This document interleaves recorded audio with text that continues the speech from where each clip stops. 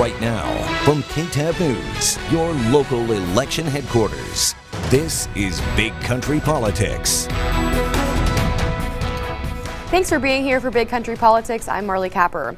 We start our show with Abilene news. Right now, Abilene residents in a neighborhood are keeping an eye on a possible construction nearby, concerned that new streets and driveways and homes could be a drainage problem that's already there, make it even worse. KTAB's Mercedes Hernandez reports.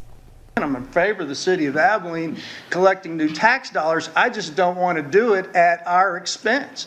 The latest meeting of Abilene's P&Z board hosting a few extra passionate guests, all speaking on the same item. Zoning case Z 2021-11. The board considered rezoning about 240 acres near Highway 351 and East Lake Road. Right now, it's just field, but would be used for building homes, says Brad Stone on the city's planning staff. City staff generally recommends approving this request. City staff contacted 76 owners in a 200-foot radius of the area, asking their opinion of the rezoning. Results yielded 2 owners in favor of development and 6 opposed, citing several concerns. They are concerned about drainage problems on properties along Bunker Hill Drive and on Bunker Hill Drive itself, and drainage problems at the north end of Valley Forge Road. In person, residents who live on those streets voiced their opinions. Lance Thomas was one of them. At the corner of Valley Forge and Continental, my neighbor went through that corner, flooded out his car. We had to push his car. Every street that's added puts more water on those 2 streets. Another resident also shared the potential for development to create traffic problems. It's quiet, no through streets. That's what we love. I'm concerned about where the traffic is going to go. Responding to the public hearing portion of the meeting, board members said those concerns would likely be addressed during the actual planning phase of the development, approving the rezoning unanimously. In Abilene, with coverage you can count on, Mercedes Hernandez, KTAB News. Thank you, Mercedes. This now heads to the City Council, which has the final decision on rezoning. Governor Greg Abbott has declared a disaster along the Texas-Mexico border. It's in response to what he's calling an ongoing surge of illegal immigration being neglected by the federal government. Politics reporter John Engel breaks down the latest clash with the Biden administration. To put that in context, Governor Greg Abbott says the ongoing surge of illegal immigration poses an imminent threat to severe damage, injury, and loss of life and property in Texas border counties. So he's opening up resources for DPS troopers and local police to enforce state and federal laws. But Laredo Congressman Henry Cuellar, a frequent critic of the Biden administration's approach to border security, isn't on board. This is a state version of Trump declaring a border emergency. I disagree with that. With this order, Abbott directs the Texas Commission on Jail Standards to work with counties to ensure that they can expand capacity for detention centers. He's also told the Texas Health and Human Services Commission to stop licensing child care facilities in the state that shelter or detain undocumented immigrants through contracts with the federal government. It's unclear which facilities that would impact, since federal migrant facilities established in places like Dallas don't need state approval.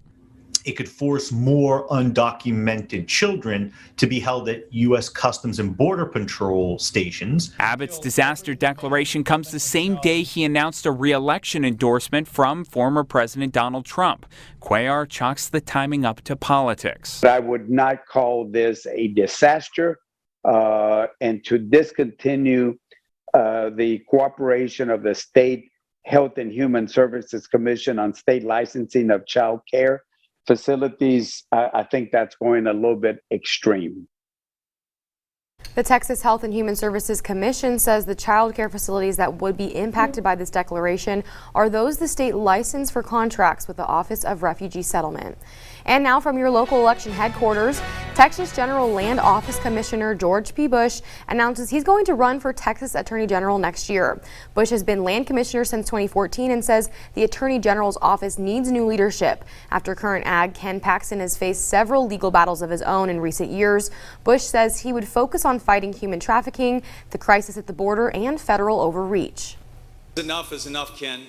You've brought way too much scandal and too little integrity to this office. As a career politician for 20 years, it's time for you to go. We need an attorney general that's above reproach, not under criminal indictment. And after Bush's announcement, Paxton pointing to his conservative record, which includes defeating Biden's executive order halting deportations earlier this year. And when we come back here on Big Country Politics, an in-depth interview with Big Country Congressman Jodey Arrington. We're back in 2 minutes. Big Country Politics on KTAB continues. Welcome back. Congress Jodey Arrington is taking the time to speak with our Lubbock sister station. Here's anchor Brian Mudd. Okay, and Lubbock Congressman Jodey Arrington's back in the district now for a little break from D.C. First, have to get your reaction to word that the Planned Parenthood lawsuit against the city of Lubbock was dismissed by the jury this week, at least for now. What do you think about all that? I think it sounds positive to me that it was dismissed on standing, although that's not a ruling on the merits of the case. So let me say, first of all, that I'm very proud of Senator Perry for leading the charge here, and of the people of Lubbock for declaring to not just Texas, the whole world, that we are a sanctuary city for the unborn. How that works its way out through the courts ultimately, how far it goes before there's a ruling on it, and even if the ruling was not in the favor of our pro-life values in Lubbock, I think it sends the right message. And there are plenty of other lawsuits and legal battles, a lot of heartbeat bills. Those are the bills in states whereby you cannot terminate a pregnancy when there's a heartbeat. That's going to be taken up by the Supreme Court. All of this momentum I see as positive. As a pro-lifer, as somebody that believes that the unborn have the same constitutional rights to life, liberty, and happiness as we do. And with the court structure the way it is, and the balance of power being on pro-life conservative constitutionalists, I think there's a lot of hopeful decisions in the future. This is just one of them, and I'm proud that Lubbock and West Texas are at the fore of this movement. Sure. A couple of things from the Texas legislative session that I wanted to ask about too. One being that Democrat walkout to avoid the vote on the voter integrity bill here. Several states are enacting things like this. There's talk at the federal level a little bit, but is this really something that's a jab at minority voters the way some have said? No, I think that that's the narrative that the left and Democrats now are buying into, that somehow this is hearkening back to Jim Crow. It's nothing of the sort. This is not a poll tax. This is simply trying to put guardrails against fraud, human error, and corruption. There is no republic without the people consenting to be governed. How do we do that? Through elections. So what we saw in 2020 was a disaster. We had election laws changed not by the legislature, but by courts and other bodies that were, I believe, unconstitutional. You were the one speaking out on the House floor about all this to say, hey, this is a state issue that we should not be doing this at the federal level. Time, place, and manner delegated to the states. States should be wise to shore up the election integrity because it is absolutely foundational to our democracy. And whether it's signature authentication or it's showing a valid ID to register, you can't get on an airplane without showing your ID. So these are basic safeguards, in my opinion, that are being politicized by, again, the left, and the Democrat Party is buying into it. And by the way, I think it is not just divisive, it's a dangerous narrative. When we're so inflamed with disunity and racism in our country because of the narrative of the left, this is adding fuel to that fire, and it's a false narrative, number one, and I think it's very, very unhelpful to the cause. Got to ask your opinion on this too. You know, gun-owning Texans largely are going to be able to own and carry without a permit now.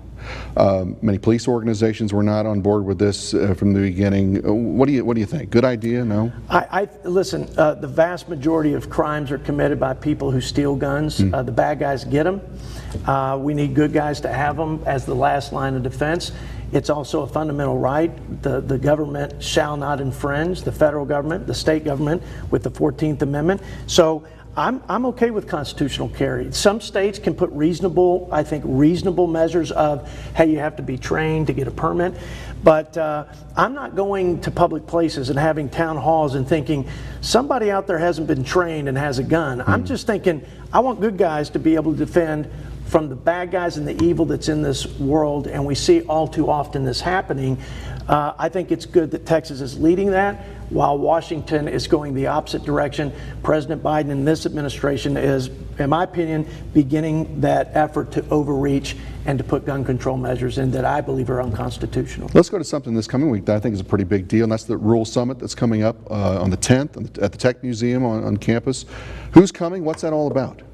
Well, I have a lot of my colleagues, some of the West Texas delegation, my new neighbors, Ronnie Jackson from the Amarillo area, August Pfluger from Midland, Odessa, and San Angelo. These are 2 new members. They're going to be great. We've got a great team for West Texas in Washington. We've got other members like my ranking member who's now retiring, Kevin Brady, Ways and Means. All of this to talk about the policies and the laws and their impact on ag, energy, and rural America, which is our way of life. Ag and energy, our bread and butter. Energy, now public enemy number 1 with those climate, I'll be nice, climate alarmist and their extreme environmental policies, full-on assault against oil and gas, which would be horrible for our economy and our country and our security. But it's the death knell for West Texas and some of these oil and gas communities in my district, Permian Basin, and beyond. Hey, I saw the recent op-ed at FoxNews.com too, talking along these same lines about our cattle ranchers who seem to be a bit more of a target now for the climate crowd. It's just one of those odd things for us who are kind of more city-locked.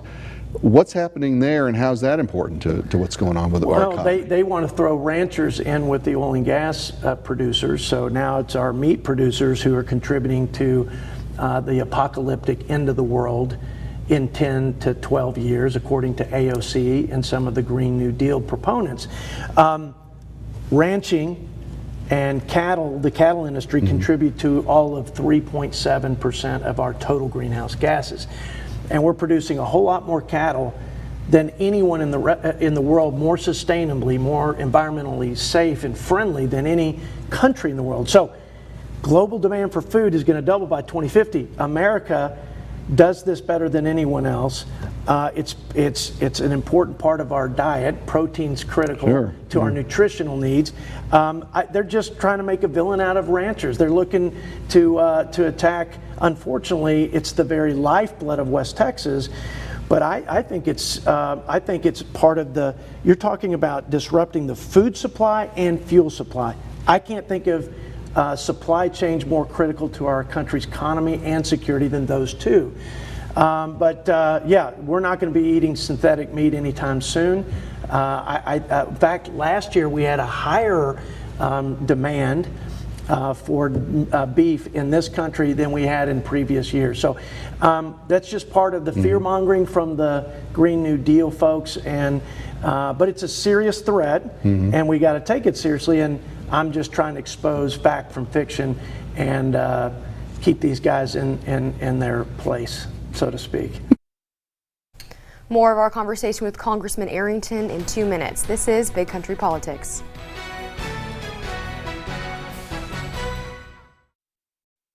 Big Country Politics on KTAB continues. All right, I remember you hadn't been in office for maybe a couple of months, and we talked here at this table about the need for a new VA clinic here. Yeah. And so it must have been nice to be out there for the ribbon cutting and getting that opened up. Man, these are our heroes. Our nation's character can be measured probably in just a few ways. No doubt one of them is how we treat those sons and daughters we send into battle.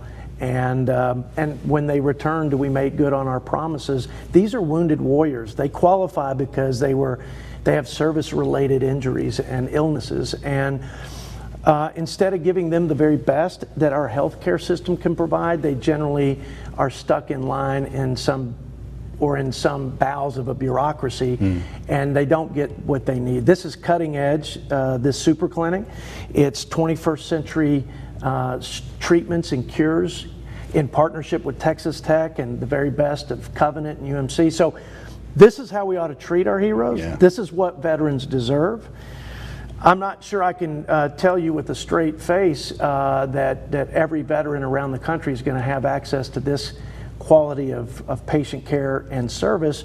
But you know what? For West Texans, and for West Texas veterans, and there are tens of thousands, this is a big deal, and it's the right thing. I'm so proud to have been a small part of it. You know, with everybody coming out of the COVID situation, summer now has arrived. The migrant situation at the border has sort of been pushed out of the consciousness, I think, a little bit of folks lately. What are you hearing now on an update on how that's being handled and what's going on there and what needs to be done here over the short term?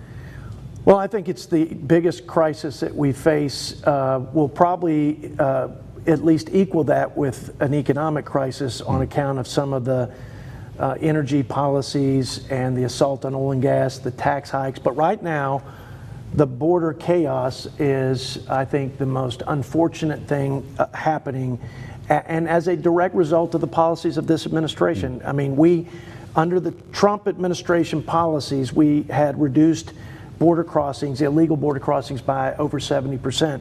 Now, they're not just apprehended and detained, they are rewarded for coming, for breaking our laws, and we give them a plane ticket anywhere in the country with no notice to appear in court. So this is completely upside down, Brian, and it's hurting so many people on so many levels. The drug cartels are in charge. They're abusing these poor, vulnerable people, most of whom want a better life. They need to get in line and respect our laws, but they're being abused. One in every 3 women are being sexually assaulted. You've got the drugs now. As border security becomes social service workers, case workers, the cartels are now pushing exponential amounts, 1,000% increase in fentanyl. Fentanyl kills tens of thousands of people every year. So it's a drug problem, it's a public health risk with COVID, and obviously the safety and security of the American people should be job one, but this administration has been totally derelict in their first job. The president takes an oath to faithfully execute the laws of the land. We're seeing nothing of the sort. I think Texas, ultimately, just hear me out here, I'm going to introduce some legislation pretty soon, and it's going to be in this sort of flavor. Texas has a right to defend itself ultimately. The Constitution provides the sovereign right and power to states who are being invaded with an influx of drugs and crimes and gangs and people crossing illegally. And when the federal government has failed to do their job, states don't have to sit idly by and just take the abuses and live with the consequences. They can stand up, and you're going to hear more about that. And I've got a partner in a local partner in the Texas Senate, maybe you can figure this out, where we're going to really affirm that constitutional power for Texas and other border states. So we're going to be making a big appeal to our leaders in Texas to be Texas strong and independent and do what's right for our citizens when the federal government fails us. Interesting. We'll watch for it. You know, infrastructure talks and the back and forth there has taken up a lot of oxygen lately. You know, we've talked about COVID relief and the like, and things that cost money, and big things cost big money. You know that more than anybody. But every story from our DC bureau is talking about $1 trillion for this, $3 trillion for that, $500 billion goes over here. And I'm not saying that everything's a bad idea, but how in the world do we pay for all this as a country? We're $30 trillion in debt. Biden's bankrupt America budget, as I see it, is $6 trillion. We're going to, if that were to be the reality and the law of the land, which it won't, you would add $15 trillion in a decade. It is beyond unsustainable. We can print money and borrow to bail out of COVID crisis, but a sovereign debt crisis that would hit on account of the too much debt, too high of inflation because we're pushing too much money and devaluing the dollar, it would be unprecedented, and I don't think we could get out of it. And so this is a serious matter, and that crisis, that financial crisis, looms large on the horizon, and all we're seeing by pushing more money into the system is higher inflation, especially at the pump with additional energy regulations. And then you've got people not working who are getting paid more to be on unemployment. And then you throw a tax hike, which is, if you just on businesses, which would be, if Biden's policy goes through, you'd have our businesses taxed higher than communist China's businesses. Right. 70% of which is borne by working families in lower wages, higher cost of goods and services. They'll let the middle class tax cuts expire. They'll take the death tax and basically double it, where our farmers and ranchers will have to sell the family farm to just pay for the taxes. It's hard to get through the litany of horrible economic policies that are being thrust on our country at a time when we need to recover. But that's what's happening, and we don't, it's bad policy, and we can't afford to continue to borrow from China and others and print money. It is destroying the greatest economy in the world. Last thing here, you and many other Republicans voted against the commission to look into Capitol riots and everything that happened there. What would be the harm in having a commission to do that? What would the problem there be? Oh, I don't know. It would just be weaponized like we saw the Democrats weaponize first partisan impeachment in the history of America. First time that we had an impeachment of a non-sitting president in the history of America. All we need is to give these knuckle-headed politicians one more reason to just keep the narrative of this president contributing to riots and insurrection, and Republicans who voted to object based on the Constitution, also aiding, abetting an insurrection. This is the false narrative that they are praying we are stupid enough to walk in. Here's what I do know, and here's what I do believe. I know that there are plenty of agencies already looking at it. Multiple intelligence agencies. There are multiple jurisdictions, committees who have oversight over it.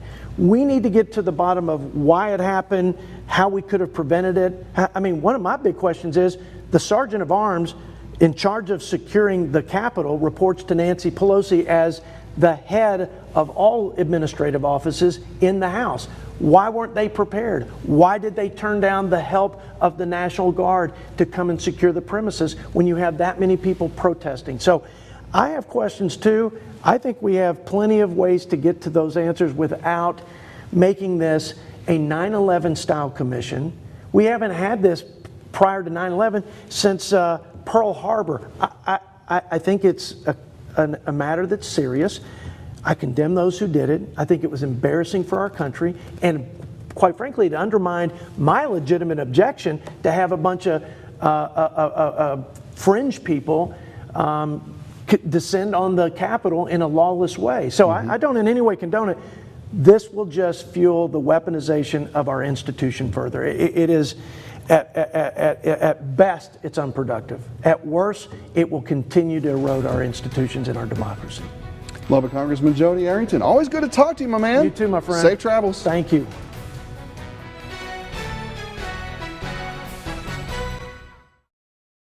Big Country Politics on KTAB continues. And that does it for this week's edition of Big Country Politics. We'll see you next week, same time, same place. Thanks for watching.